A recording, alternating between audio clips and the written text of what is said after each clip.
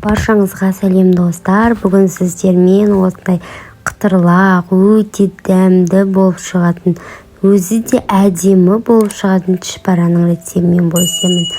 Ең алдымен біз картопты суға қайнатып аламыз. Яғни біз пюре жасап аламыз.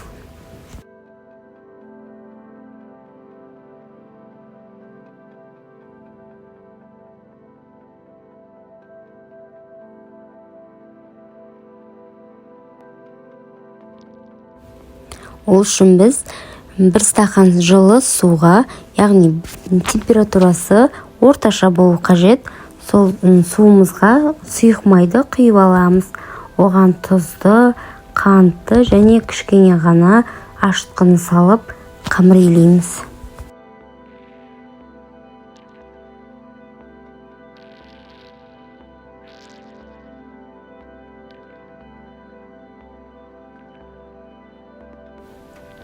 Енді аз-аздан ұнымызды саламыз. Мен ұнды алдын ала електен өткізіп алдым. Сіздер де електен өткізіп алсаңыздар жақсы. Қатты емес, жұмсақ қамыр жасаймыз.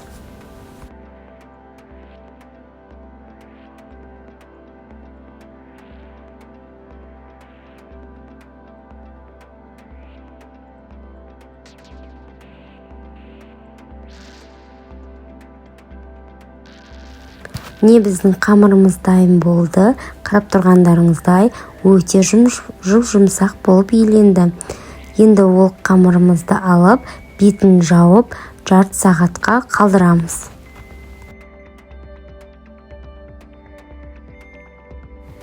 Оның арасында біздің картопымыз пісіп дайын болды. Енді оны езіп пюре жасаймыз.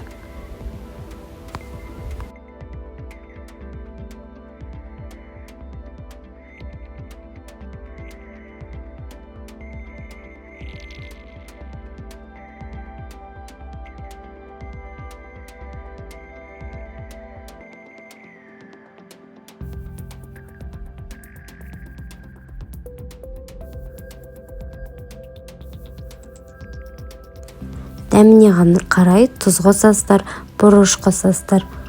Әртүрлі дәмдеушілер қоссаңыздар да болады.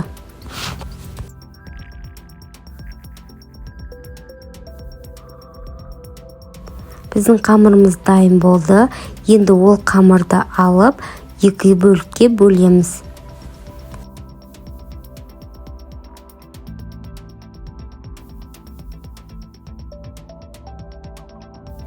Қамырымыздың екеуінде жақсылап әдемілеп дөңгелектеп, біреуін қалдырамыз, екіншісін жаюды бастаймыз.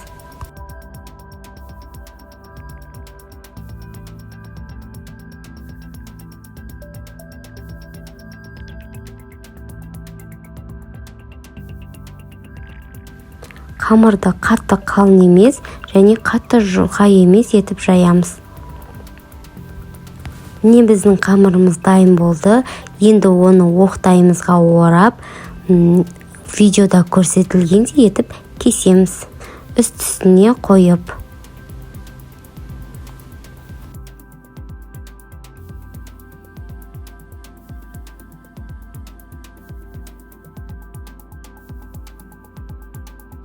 Кесілген қамырларымызды тағы да бір-бірінен жайып, үстіне қойып шығамыз. Сосын онда төрт бұрышты етіп кесеміз.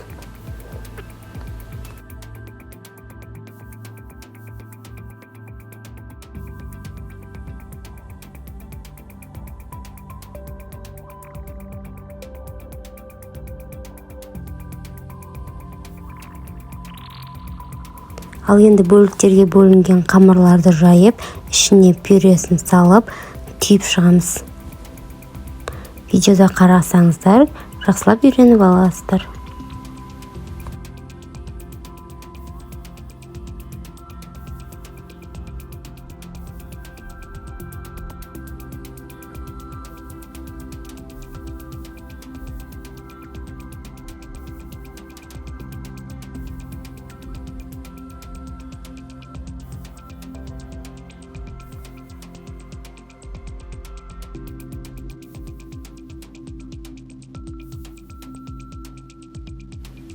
Ал міне біздің шпараларымыз дайын болды.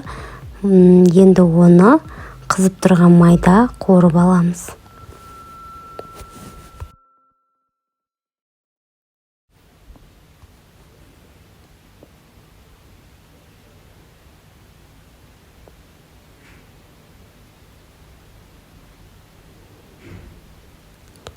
Шпараларымызды екі жағынан аунатып, әдемілеп пісіріп аламыз. Қызарып. Біздің ескерте кететін жағдай, біздің шпарамызда қант болғандықтан ол тез піседі.